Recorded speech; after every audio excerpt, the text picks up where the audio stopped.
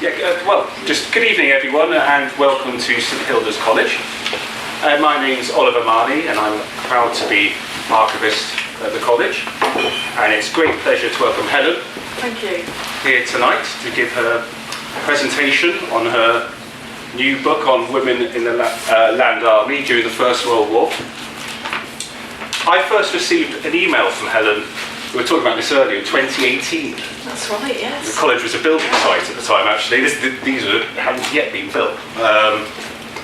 Helen told me she was in the early stages of writing a book on the Women's Land Army, and she'd had information about some students at St Hilda's during the First World War, and that the work they'd done on land in Northamptonshire. I was intrigued for two main reasons. Firstly, and I admit this, anything with the words First World War, I'm into it. In fact, World War. So I was straight away to the box. I was like, oh, this is going to be fun, this is really interesting. But the main reason I was interested was this was an area that had been under-researched.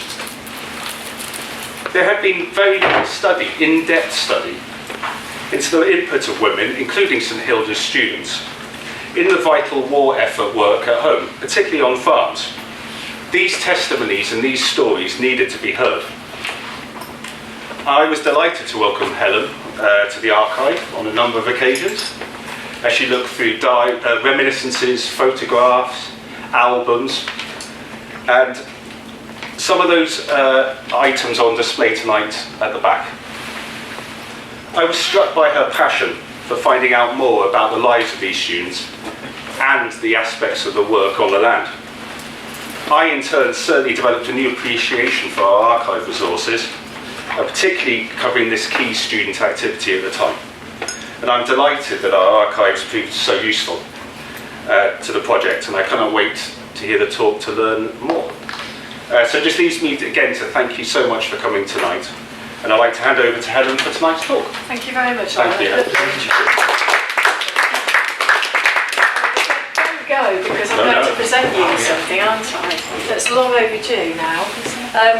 Thank you for the lovely introduction, but I also need to thank St Hilda's development team, the alumni development team, because although I've only met Hannah today, I've been dealing with Emma as well, a colleague of yours. And I've met other members of your staff, Mira and various other people, and they've gone out of their way to help me bringing stuff up, because there's a lot of stuff to set up this evening. But also through the whole process of getting this event put on in the first place. You've been so accommodating, cooperative and very, very helpful. And it's lovely to return the favour and come to you and present a copy of the book to Oliver. And as I say, I came to the archive and he was very, very kind, as were the principals and fellows of St Hilda's, to actually let me use a lot of the images from the archive, which you'll see on the back. At the front, there's a picture of the girls actually on the front of the book here, not this one, but this one, but several images in the book itself, just to bring their stories to the fore, really, because as you mentioned, Oliver, this is an oft-forgotten about army, an often overlooked aspect of the First World War. So it really does give me great pleasure this evening to present you with a copy of the book, and also a little buttonhole as well, which I'll explain. You'll all see you had one of these on your chair. Langles, I'll go, before I start the talk, just to explain these, Langles were very sort of progressive and out there, and they did lots of rallies and recruitments to try and get new members into their ranks. And fundraising events were hot on the Langles' mind, and when the big cities and towns, they would often make these little corn and wheat buttonholes, I should say, and tie them with the colours of the Land Army ribbon, which is green and red. And this actually was gathered, I said to Oliver and Hannah earlier on, the actual wheat that you see here was gathered from the very fields that the St Hilda's girls worked on in the village of Brockhall, about a mile from where I live in Northamptonshire. So it's not just any old wheat, this is Brockhall wheat. So you've all got one of those on your chair. I hope you're not sat on them, you would have known, I think. But again, a very personal touch and a nod to the girls of St Hilda. If I may just quickly present Hannah with a little gift as well, please. Thank you. There's one for Emma, and one for you, Hannah. Thank you very much. Thanks for having me. And also one for both of you as well. Thank you very much. Thank you for having me. And I hope you all enjoy the talk this evening. I have tried to put in local interest as well, a bit about Oxford and Oxfordshire, because things obviously happened in this county as well. And the main question is, in about 50-55 minutes, I just need to know, have I convinced you to join its ranks? And we've got some gentlemen in the audience as well. Excuse the sex tonight, or would you have joined? That's the question I need to ask all gents as well. It's just something to bear in mind. So without further ado, I'll start the presentation. Do we keep the lights on? Do we keep the lights on, or is that okay? Yeah. Everyone happy? Everyone can see? And can everyone hear before we start? Yeah. Brilliant. So, can you see, sir? Yes. Just there, yeah. I started a picture with a picture here. It's actually taken local to my area, just down the A5 near Towcester. Often girls worked on country estates during the First World War on the land, well before the Women's Land Army was actually set up in February 1917.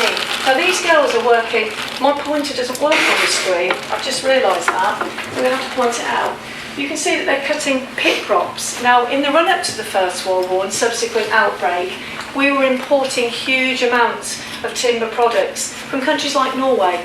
We needed to start cutting and producing a lot more of our own timber products because they were used in such huge quantities over at the various fronts of war for trench construction, light railway, all kinds of infrastructure, duck boards, trench boards, saps and things like that. You can see the girls here, so I'm just used to pointing it and it working, so forgive me if I point. You can see the new tools that they're being asked to use. And more importantly, the timber and forestry sections were set up much earlier than the Land Army itself. So girls were indeed working on the land much earlier than their official Land Army girls that came along a little bit later. Did you spot the little mascot above that they seem to have got with them as well? Just there, there. But again, people were not used to seeing women of class working on the land. Now the First World War Women's Land Army was very class orientated, and I was speaking to a gentleman before the talk started. It was actually aiming to recruit women from middle to upper middle class backgrounds. Now of course other women did join the Land Army of the First World War, but it was seen that if you were born to a farming family, you were working perhaps on the land already. What was the point in trying to target already women that were working on the land? So posters were going out to attract new kinds of women to it. Lots of women had not ever worked before, so it was a real eye-opener for them, and I'll come on to that shortly. So now we're in Peterborough, ladies and gentlemen. This was taken in Peterborough's Market Square. Now the girls who had signed on the dotted line were marching through the town and city streets. Thousands of people were coming out to look at these curious women wearing these rather curious uniforms. Bear in mind now the Land Army had been established, so the girls were uniformed. And things, had to change quite quickly because girls that signed on the dotted line very early on, when the Land Army had been formed, had to sign their life away, in effect, for quite a few years for the duration of the war. Now, what do you think that had regarding impact on recruitment? Do you think it was appealing? Recruitment figures went down. So things had to swiftly change, and the terms were changed to 6 months or a year to make it more appealing to women. You can see the banner, join the Land Army for health and happiness. Well, the weather that we've had of late, I'm not sure that it would be health and happiness. And certainly with the floods that you've had, clearly as we travel down today, it would not be a pleasant business working in sodden fields. But the public came out to watch these women and scrutinise. Men and women alike had, like the Marmite view as I call it, you either loved the land girls or you hated the land girls. Uniforms were actually scorned upon, and in one particular newspaper the uniform was actually described, are you ready for this? Perverted, immoral, or obscene. So you can see how society viewed women of class doing something that was so infra-dig, so much beneath them. But on the other side of the fence, lots of people thought it was great that women were coming forward from middle to upper middle class backgrounds to actually do their bit for their own country. But they caused a stir wherever they were. Now, I said to Oliver and I said to Hannah, there's a bit of interaction with the talk, so I hope you'll get involved if you would like to. There's no pressure. But as a historian, and Oliver, I'm sure you'll agree with me, you've got to put the subject into some kind of context. So I can talk to you about the Land Army of the First World War, but what was happening in the country as a whole? And this is where I have to be quiet for a little bit. So how critical was food shortage at the beginning of February 1917, the month and year that the Land Army was established? And I'll come on to how it was established in a little while.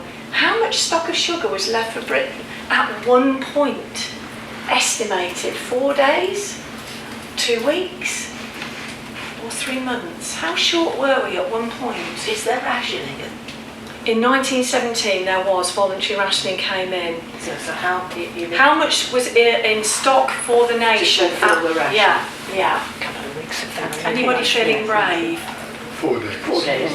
4 days. Correct. What about this one? What about wheat and flour? We were an agricultural nation, weren't we? Were we not producing enough food for our nation and our people in this country? How much supply of wheat and flour was left? 2? You know what's coming. 4? 6?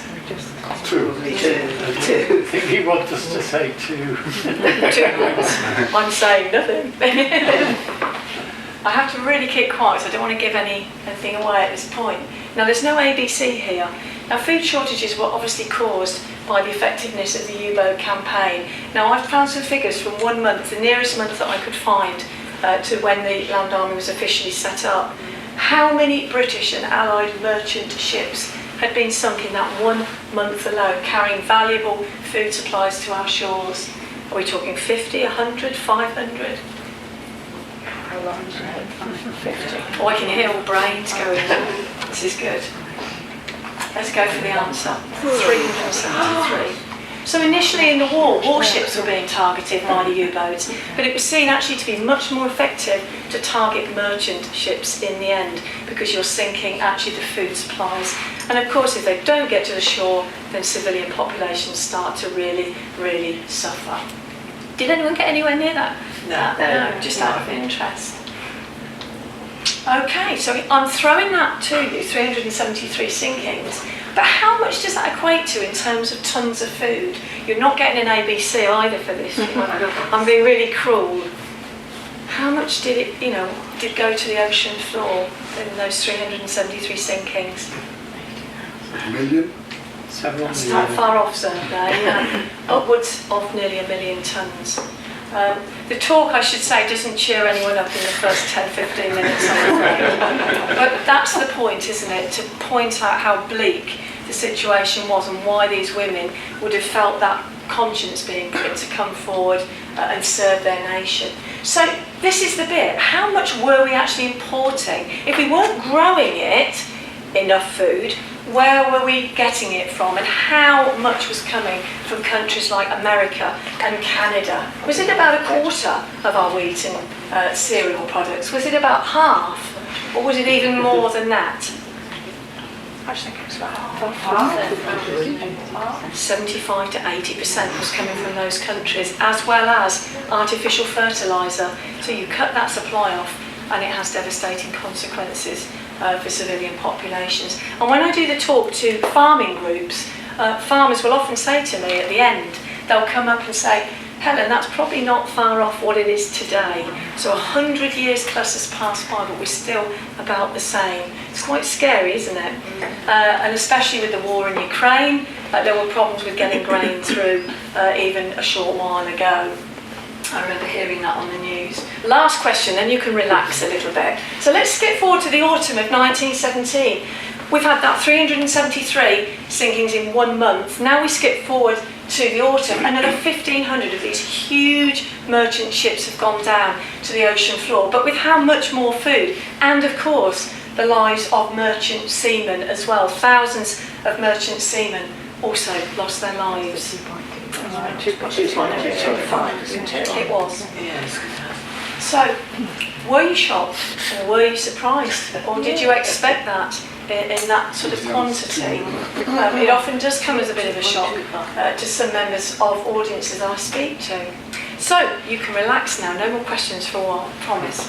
So let's go to Preston now. We've been to Peterborough. This is Preston, but this is any town and any city now. Girls are coming out, look at this. You can join the Land Army for 6 months now, so there's no excuse for this lovely band of people in front of me to come out and join the Land Army. Yeah, summer only, I can't have this lady. That's a fair weather land girl.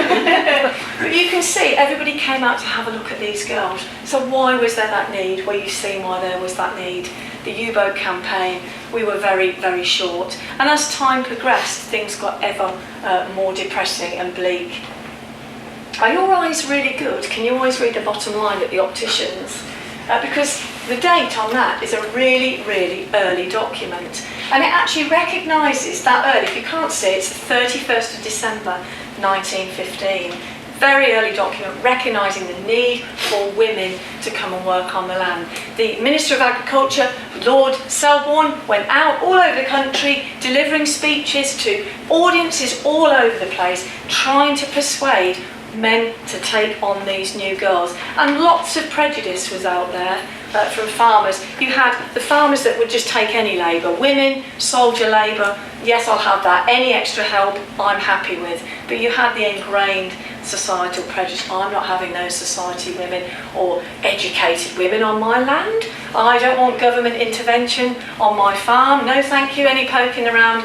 I've got village women, they've worked for me for decades and I'm happy to stick with those. Those are the kinds of viewpoints they were coming up against.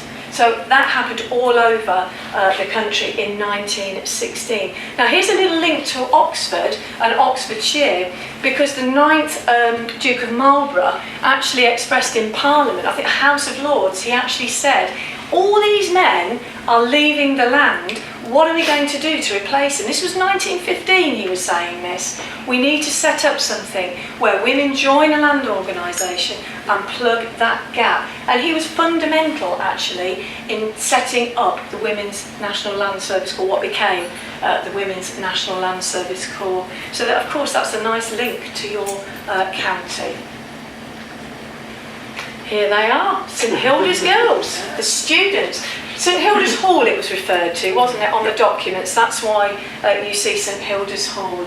But several of these girls, I would have pointed them out with my pointer, but there are about 5 or 6 on this year group photograph that travelled in the relay, they were called relays, to Brockhall in Northamptonshire to work on the land. And I think the other relay went to a place called Suckley in Worcestershire where they picked fruit. Now fruit picking had challenges of its own, like any other work. It would the summer work, obviously, but it also meant very early rises because the fruit was cool.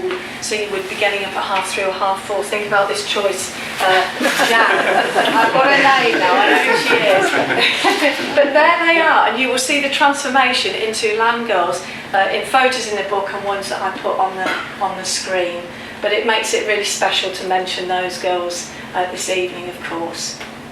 So, here's my sales pitch now to you to join a land organisation. This girl, you can see stage picture, she's holding the sign, but many girls went onto the land during the harvest months. It was the busiest time of year for a farm. Everybody pitched in, men, women and children. And you got a bit more money during the harvest season as well. But this girl was working for the Women's Volunteer Reserve, which came out of an earlier organisation linked to suffragettes, called the Women's Emergency Corps. But there were many, many voluntary organisations set up for women to join so that they could work on the land. To name a few, you had the Women's Garden and Farm Union set up in 1899, you had the National Political League in 1911, the Women's Legion 1914, and of course the Women's National Land Service Corps in 1916. Problem with these organisations, ladies and gents, the membership was very small, about 900 members. and that wasn't really going to do any major good when you looked at the national picture. But certainly it was a start. But the crucial thing came in February 1917 when the government said, right, we need to establish a women's branch, and the best bit was put a woman in charge, because if you put the woman in charge, she will attract hopefully women into the ranks of this fledgling organisation. And that's what actually happened. And you'll see the lady that was put in charge of this very organisation a little later. So the lady mentioned rationing. So there was rationing, but we just run down this very quick list. Something almost brought the USA into the war 2 years earlier. Anybody want any history? I think it was Lusitania. Yeah, absolutely. So as a result of that occurrence, restrictions were put on submarine warfare, but by that crucial date, beginning of Feb 1917, those restrictions had been lifted, and you've seen the devastating impact that U-boats had on food supplies coming to our shores. Now it gets a bit depressing again, I'm afraid.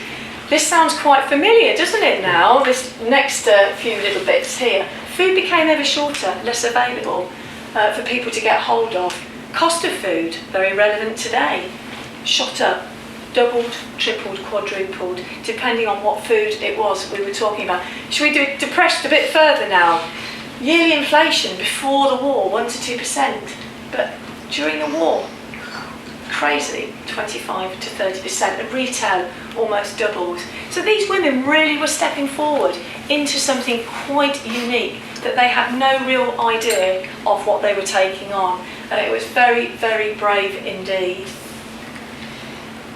Any recruits so far? Have I done enough work at this point? They're not sure yet. So if you bought a newspaper, here's the Liverpool Courier. Look at the date. We're hurtling towards the armistice, May the 13th, 1918. U-boat fighters. If you're not doing your bit for your country, why are you not doing your bit? Resign your cushioned ease, ladies. Feel that your conscience is being pricked and come forward and serve your country. Your husbands are doing it, your sons are doing it, why are you not doing it, and why have you not done it like these girls? But every newspaper you would have seen this emotive language, U-boat fighters. That's what they were being referred to as. Men of a certain age. You've all heard of Dig for Victory in the Second World War, I guess. Yeah? Have any of you heard of Out for Victory? It was a similar campaign. Oliver, I'm going to pick on you again. You're a willing victim for this one, I hope. So let's just say, if Oliver had a piece of land, like a small holding, or a farm, not a farm, but a small holding or a large allotment, and he hadn't really done anything with it that you could see, wasn't growing anything on that land, by the end of 1916, the local authority could come along and say, Oliver, why have you not grown anything on this land? So if he couldn't give a reason for that, they actually had the power to seize that land for the duration of the war and put it over to food production. And as a result of this particular scheme, how many extra plots of land do you think were put into use to obviously create food? In less than a year, around about a year it was. Anyone want to have a guess? Sort of allotment size. Yeah, anything from like an allotment, a big allotment size, to a small holding size. Several thousand, presumably. 1.4 million. Bits of land that had not been productive prior to this campaign. So you can imagine that running concurrently with the work of the Land Army, it was actually a worthwhile scheme. And they had pig schemes, just like the schemes in the Second World War. Thank you for letting me pick on you there, Oliver. But yeah, men actually who were too old to fight could still help to feed the nation and beat the U-boats. Everything was geared to beating those U-boats. And the irony of war, we've got women queuing in a bread line, as it was called, in Reading, taking their little ones along, queuing for many, many hours in all weathers, and perhaps not actually getting very much at the head of that queue. Terrible, terrible times for civilian populations. And if you do read the account on the back table there is an account from a lady in a village in Northamptonshire, and she put this down in an oral history at the age of 105. So we almost lost this to history, but she still vividly recalled watching her 2 little brothers starve to death in a village in Northamptonshire. Starvation was a real threat to families, and if not that, deficiencies and malnutrition. And of course that has a knock-on effect for work, doesn't it, if you're not well enough to go to work. But the futility of war, it wasn't just Allied populations. You can say the enemy, ordinary civilians, like war, just affects everybody, doesn't it, in some way. And now you've got German citizens waiting patiently there in a food queue too. Now to go on to the rationing, you're quite right when you mention rationing. Voluntary rationing was introduced in February 1917, that crucial month and year, the year of hunger, 1970. But it only encouraged people to reduce consumption. So that was really unpopular. Imagine you've got a large family, you're really struggling to survive, you're feeding your children on bread to keep them feeling full, to give them something to eat, and then you're told to cut back. And this was where the problem started, because people couldn't replace that often with other food. And country dwellers were not necessarily any better off, because starvation and real hunger in the countryside took place as well. Just to depress you a bit further, compulsory rationing started a year later of meat, butter and marge, and then by April all of Britain had to have meat rationing. Can you feel that grip ever tightening? It really is a bleak picture. How did voluntary rationing work? Because more or less by definition rationing is imposed. And could you just explain how it would work? Well, they had a fantastic campaign, first of all, with, you've probably seen with the big loaves of bread, save the sailors, save, and so forth. It relied on people's being genuine and cutting down and reducing their consumption of bread. So they certainly bought less and used less. Exactly, to save the grain and because of imports and it not getting to the shores. Yeah, absolutely. But Birmingham had, I should just add, if you would find this interesting, Birmingham had its own rationing scheme, just in the city alone, which worked for about 300,000 people, but it was not rolled out nationally, that particular scheme. So the war was quite, what should we say, you created lots of schemes on the back of different problems that arose during the war. But yeah, it relied on, honesty and reducing your consumption. But you had the ration books, of course, as well.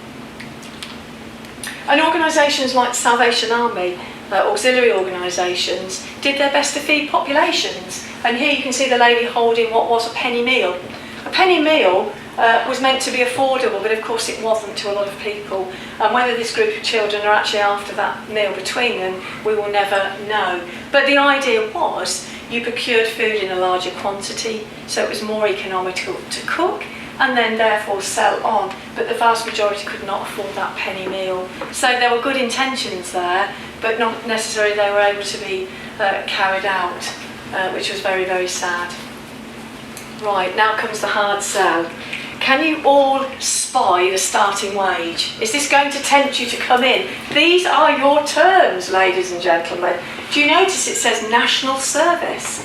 And where you can sign at once. So on posters you would see on telegraph poles, but at post offices, employment exchanges, you would express your initial interest. There's the terms, a few of the jobs that you could actually end up doing too. And do you notice the pointing finger of Kitchener that was everywhere is also the languages on the poster for the girls. Your country needs you as well. Can I ask you a question?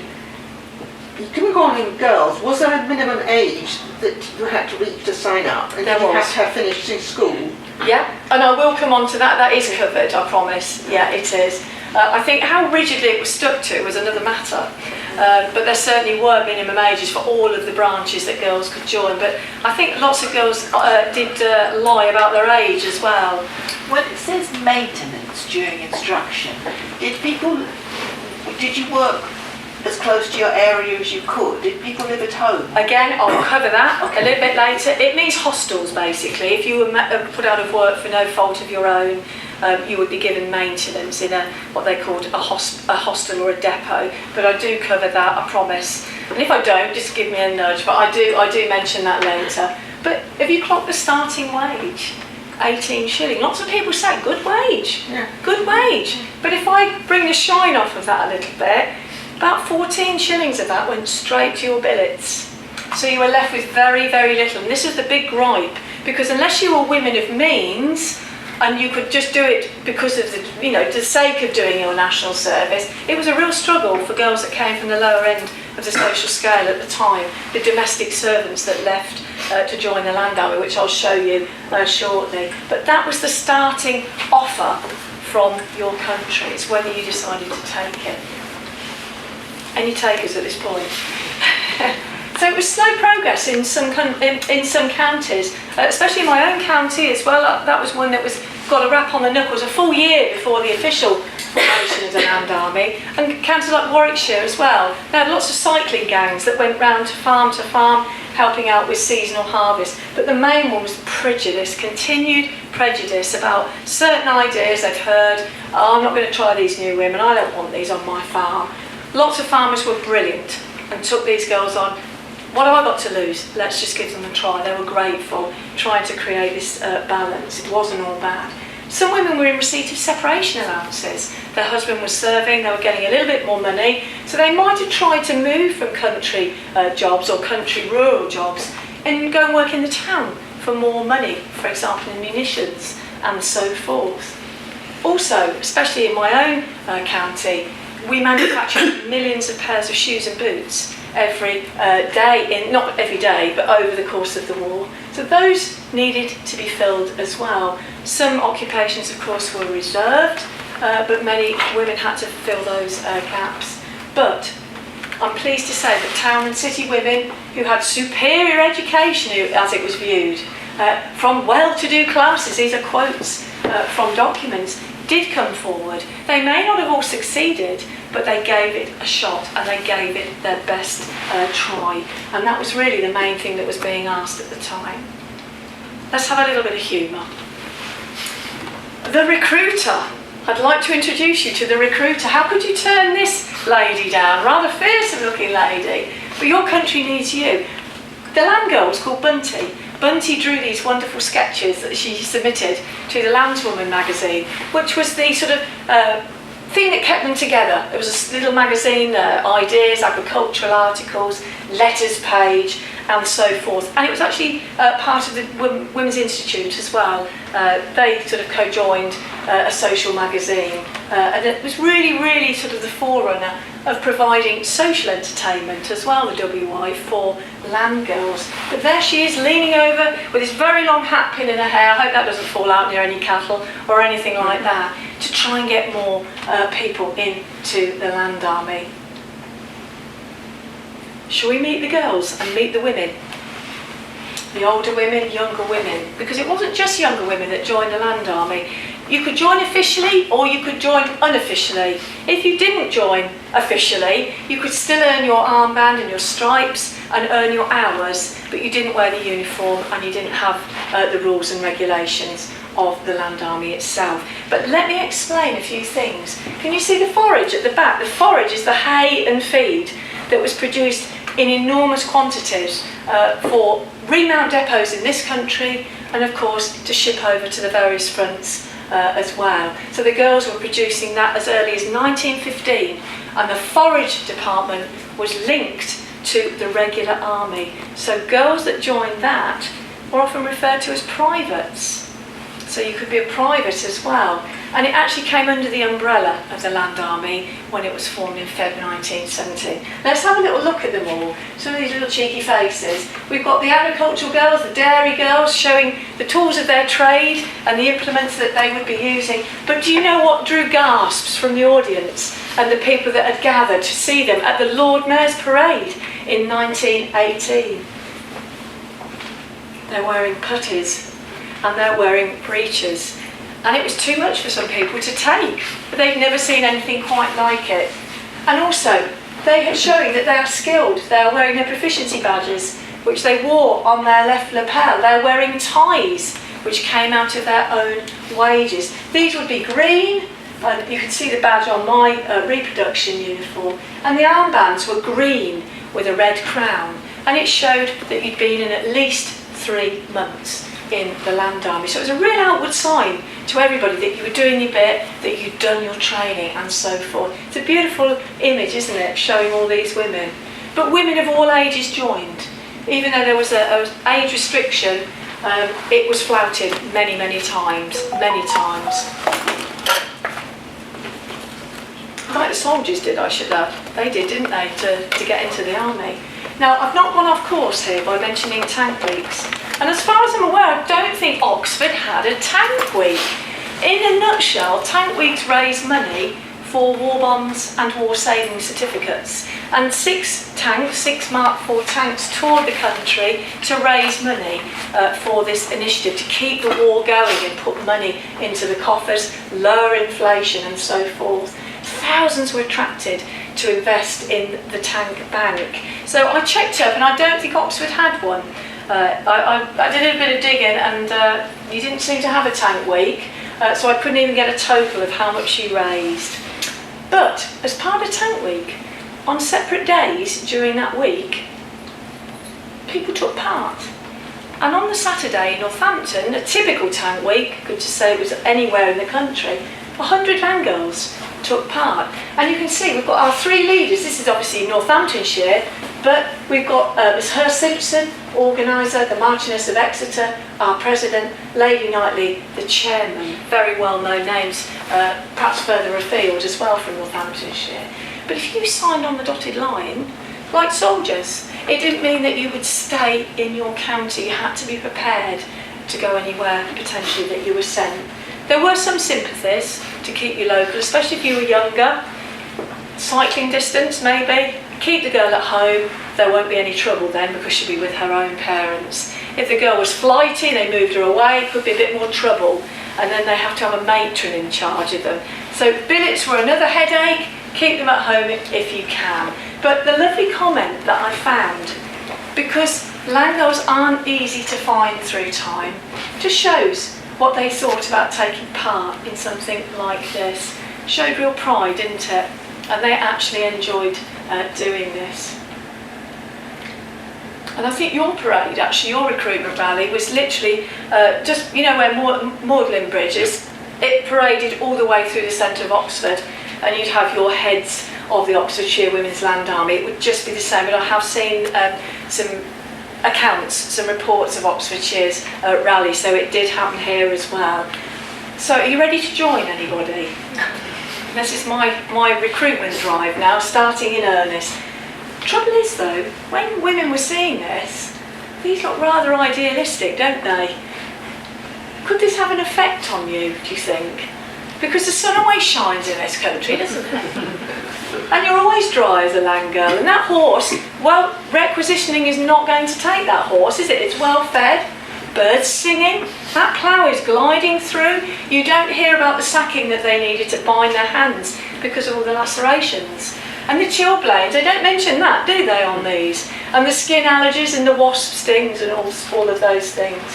So, 46,000 women applied to join the Land Army. What do you think the rejection rate was when they came to be interviewed? In percent? 120.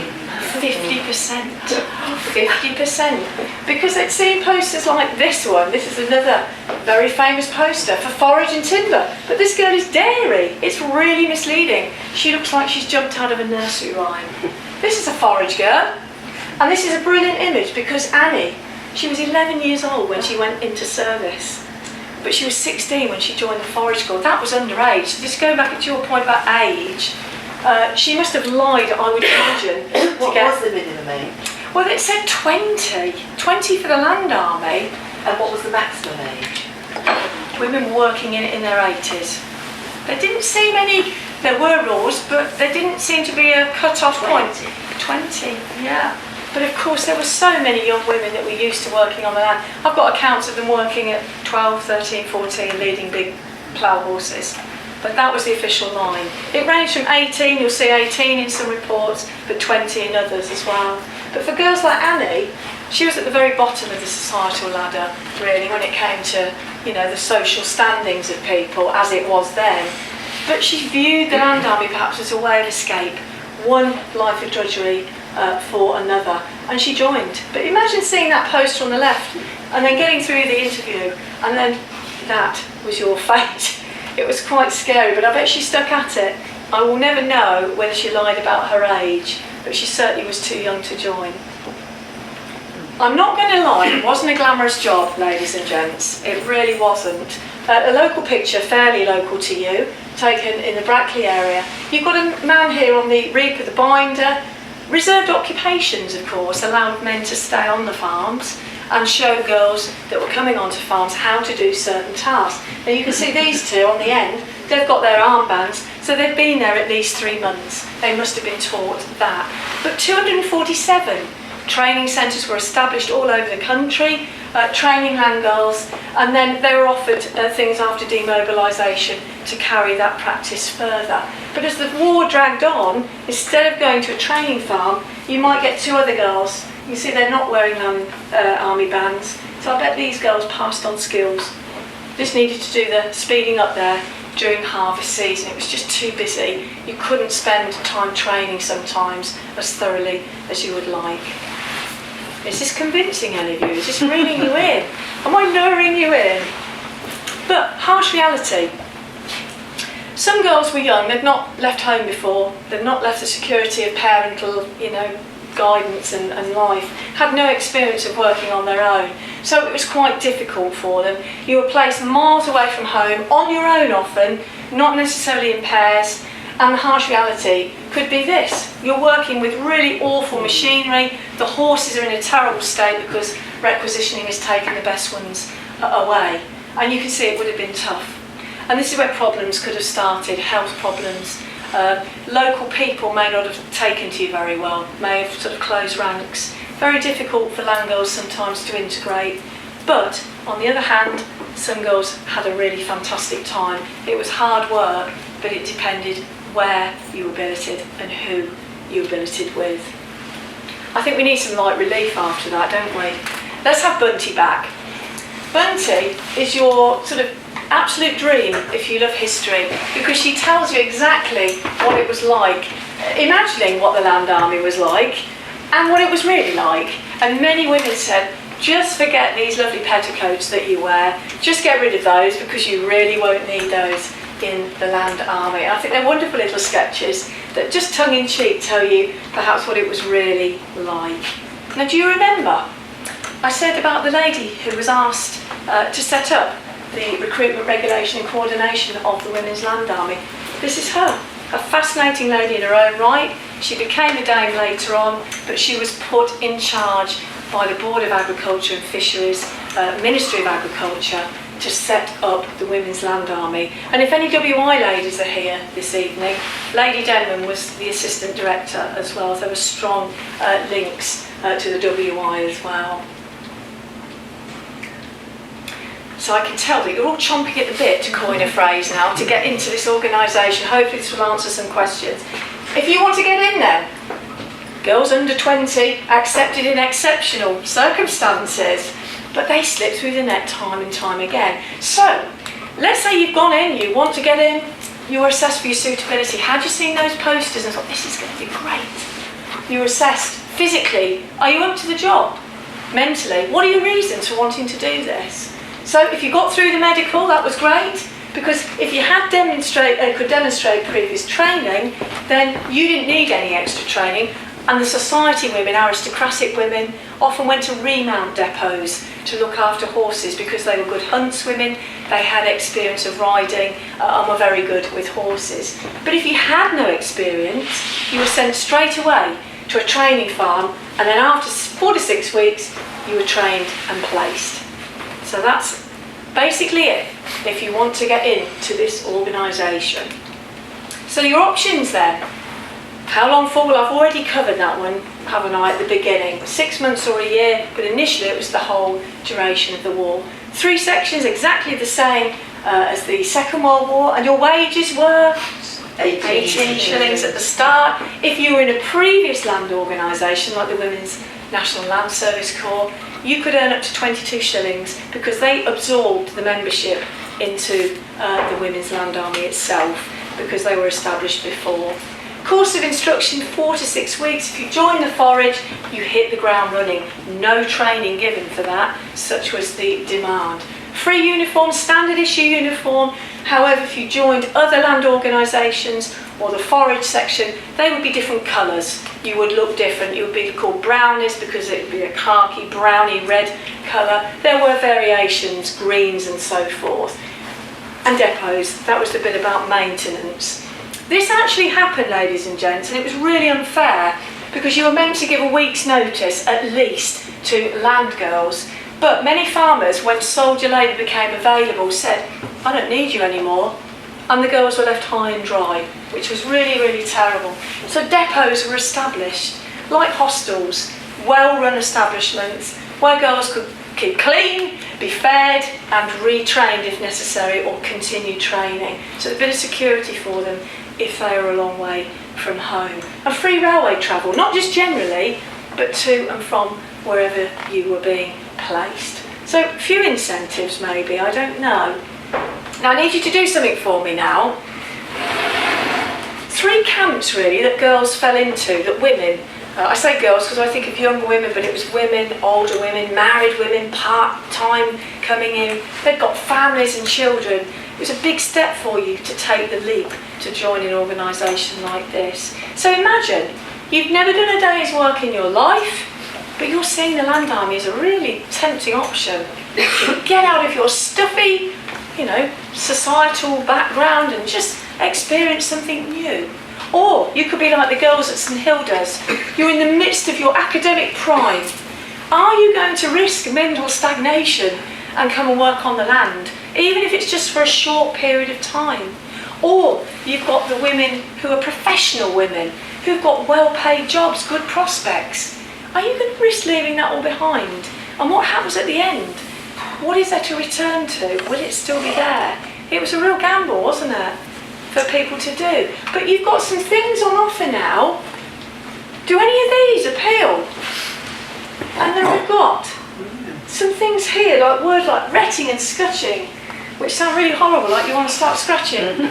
But they're to do with flax production, and girls often did flax production. Certainly in my county, flax production was grown in huge amounts. Made linseed oil, aeroplane wings.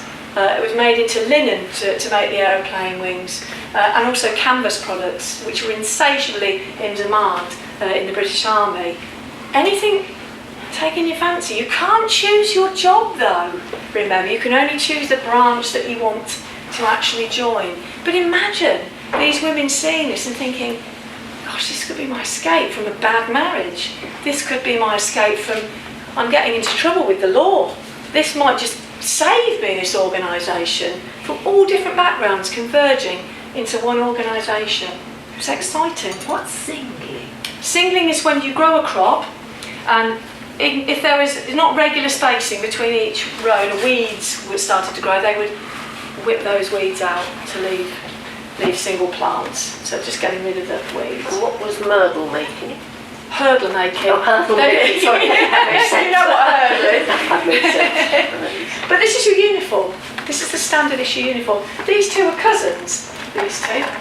And a lovely little story I got from the daughter of this particular land girl. She said, my mum, on the south coast, never done a day's sort of farming work in her life, but in less than 2 years, she knew her way around a cow. But not only that, she actually became a champion goat breeder. And that's the twist and turn that your life could have if you join the Land Army. But you can see they're wearing their gaiters, agricultural badges. That's what your government issued you with. But if that wore out, you wouldn't keep getting replacements. Only a couple of pairs of boots maybe. It's not indefinite replacements. That comes out of your wages. Here's the price list, ladies and gentlemen. That's the official price list. Now if it's like it's been of late, you'll need a sou'wester. And they're not cheap, you can see. So lots of girls couldn't afford these things. So the Land Army, being what it was, set up funds whereby girls that were struggling could pay in a little bit each week and take out when they needed to buy kit, which really helped the well-being of the girls that were in its ranks, and then you paid it back over time as well. But do you notice I put private purchase? What does this mean? We've gone a little bit up market. If you had the money to waste, you could waste 45 shillings and look like that when you're pitching manure in a field in the mist. But look at the addresses. They've suddenly gone very upmarket. Because while the country was hungry, you had whole departments in stores like this, selling variations on the uniform. Not cheap. And also Harvey Nicks as well. The irony of war, isn't it? Yeah, the irony of it all. So, quite a surprise. But did you need that when you're on a Ford and tractor? Probably not. All these posh outfits. So the training centres. Burley was a big trainer of land girls. Lots of stately homes trained land girls. They were set up at stately homes, large farms, and specific training centres dotted all over the country. Because new equipment was coming in. And it's one thing to drive the tractors, but you've got to fix them if they break down in the middle of a field. So you've got to be multi-skilled. They went to demonstrations. And you can see here some girls thatching in Framlingham. And if you've ever had an Ofsted inspection, any of you, I would sort of compare it to perhaps one of these, because you had representatives from the Land Army come and mark you out of 100 to see if you were doing this particular skill well. And if you didn't do it well, you'd have to go back and be retrained. You can see she's got the armband on her right arm, which kind of dehumanises it a little bit as a number, but nonetheless hundreds of farmers came to look at these women before trying them out, just to see how good they were. And look, this is how you could show your country just what you were doing. How many hours had you worked? Were you a good girl or a good woman in the Land Army? Good service ribbons. So these were all sewn on your uniform as a visible outward sign to the public. I've got to have some recruits now, surely. So things like this appeared. Now this is a Northamptonshire girl, but it's important that it doesn't matter what county this girl is from. If this was an Oxfordshire girl, it actually shows you they appeared in the press, setting an example. And I've highlighted this. She was trained at Burley. And it tells you details of several farms that she moved around. It's invaluable as a historian to see this. Not all girls stayed put on one farm. This girl moved around from Maidwell to Irchester, but she was trained at Burley. The only downside, if you moved around, your wage would remain pretty much the same. If you stayed put, you might be eligible to get a rise. But they did feature in the papers, and it was nice to see them setting an example. However, there were problems, of course. Younger, older women mixing together, village women, all kinds of classes coming together for the first time. Inevitably there were problems. There were problems with health. You joined the Land Army, you became ill when you were on doing the work, or you started, the other way round. Things happened with your billet. Wages were not paid properly. There were all manner of issues. Inappropriate advances, soldiers, prisoners of war, mingling when you shouldn't.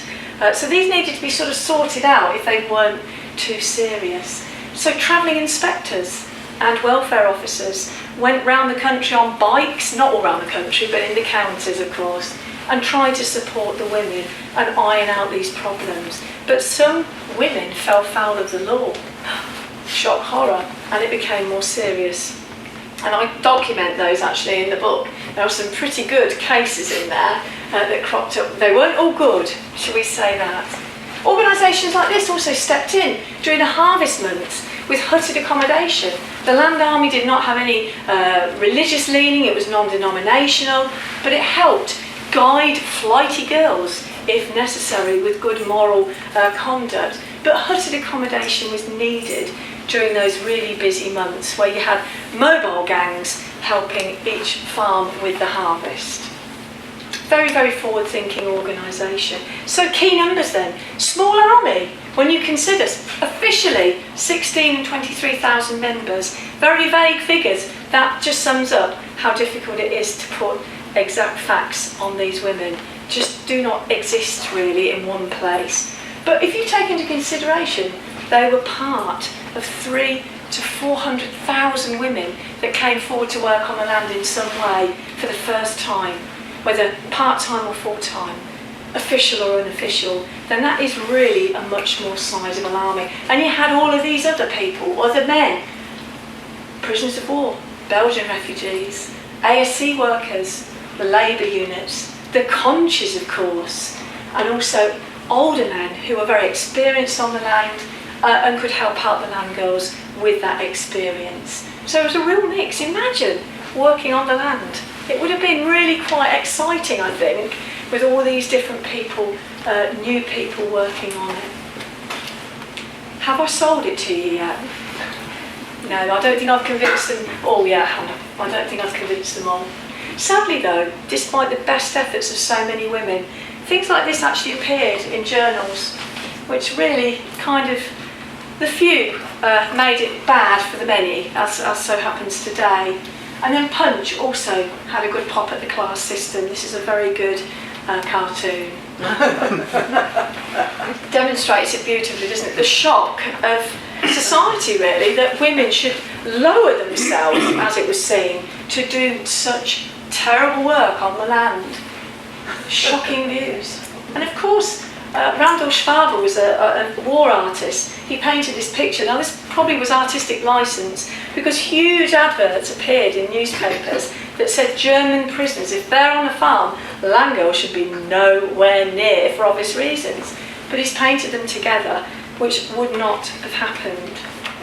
It's a lovely picture though, isn't it?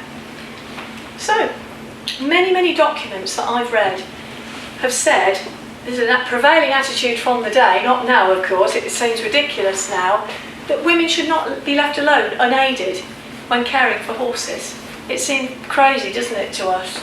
But attitudes really did have to shift some way to accommodate these new women. And you've got two looking after 60. It's quite staggering. They can do it. And that was the light bulb moment for many that, yes, they were a willing and capable workforce. So why not give them a try? Oops. But we had prisoners of war too, working on the land alongside village women. They've got to be fed as well, that's the irony. There was a big camp on the A5 at Padishall. There were thousands of men, German prisoners of war, working under guard in plough teams, because a lot of these German men were from agricultural backgrounds. Why not use them as a good labour force? Don't let them waste. But very difficult if you'd let your sons all go to the front and not seeing them come back, having to work alongside what you would perhaps see still as an enemy. It must have been very, very difficult. But again, relationships were forged with German prisoners and villagers, but not perhaps with land girls. So as we know, they're forgotten about largely, aren't they? Most people haven't heard of them. When I do my talk, they know of the Second World War Land Army, but a great rally had been proposed in 1919. Notice they went on for an extra year after the armistice. Again, so few people know that. But an event to recognise this huge achievement was planned. But the Treasury, like the pantomime villain, came along and said, we can't let hundreds of girls come from all over the country to send in the centre of England to celebrate their acknowledgement. We just can't do it. It's not a national necessity. We must exercise further economy. It will cost too much. We need to keep them on the land. That's the document that says it. Look at the date, 8th of May 1919. We're way past the armistice. Can you see? It was going to take place in Northampton, but can you see who was going to come along and present the equivalent of the Land Army's VC, the Distinguished Service Bar, to deserving recipients? The Queen. The Queen was going to come along. But it didn't take place, it was postponed. You can sort of do a big sigh and go, oh, that's a shame. It really was a shame. Because even in mid-1919, there was tremendous pressure on people, farmers, to supply more and more girls to work on the land. They'd had the last laugh. Here's the letter that says it a few days later. Consequent upon the tremendous pressure, literally we hardly know where to turn. The land girls had had the last laugh because you couldn't get them to take you on at first, but now they've got the last laugh. And there it says it. So, Northampton didn't get that lovely rally where hundreds of girls were going to come along and celebrate and be remembered and acknowledged. London got it 3 days before they were demobilised, and Her Royal Highness Princess Mary presented 56 recipients with their Distinguished Service Bars. And I should say that as far as I'm aware, no book until this point has featured all 56 recipients of this award. I have managed to find all 56 of those women and honour every single one, which was a huge task to do, but I believe that they really deserve it. And the details are on there. If you don't buy a book, the details are on the table if you would like to look. But they had a good time, didn't they, at this party as well. So what happened to them? What were their options? They were trained. We want to keep these women in agriculture. So that's their DMOB date. Here are their options. Keep you in this country, you're skilled, we want you to remain in agriculture, or why not go overseas? They were offered free passage to the Dominions, places like Canada, Australia and New Zealand. Work over there, set up your own farms. Lots of girls actually travelled to countries like New Zealand and set up farms. Very, very brave move. Soldiers, of course, were offered free passage too. Skilled women, now employed as an ordinary employee. Not special land girl anymore, just an ordinary farm worker. But the option was there to do so. Some said, no, I've done my national service, I want to return to my former life. But for many, the countryside was something they'd tried so hard to resist, but it got under their skin. And these town and city women couldn't leave it behind. And they married, they settled, and when the time was right, they had a family. But perhaps this last statement, clear recognition, especially with it being at St Hilda's as well, with the educational side of what had been achieved by those relatively few women who joined officially, but the larger band of women that joined unofficially. And your DMOB certificate, here it is, just like the soldiers, like a glowing school report. I'm sure all of you got glowing school reports, didn't you? But Clarice joined at the start pretty much. She was there right at the end and her conduct was excellent. That's just the sort of girl that we want in the Land Army. Now, to conclude the presentation, if I may, I'm just going to introduce you to a little bit more insight into the lives of these women who I feature in the book. And I'm going to play you a lovely piece of music, and it's self-explanatory. You'll see some lovely slides with some images. It just perhaps allow you to think about what you've heard and learned this evening. Perhaps think about your own family and how they served in the First World War. But mainly, I just hope you enjoy the next 2 or 3 minutes to conclude. I'll just cue my CD up.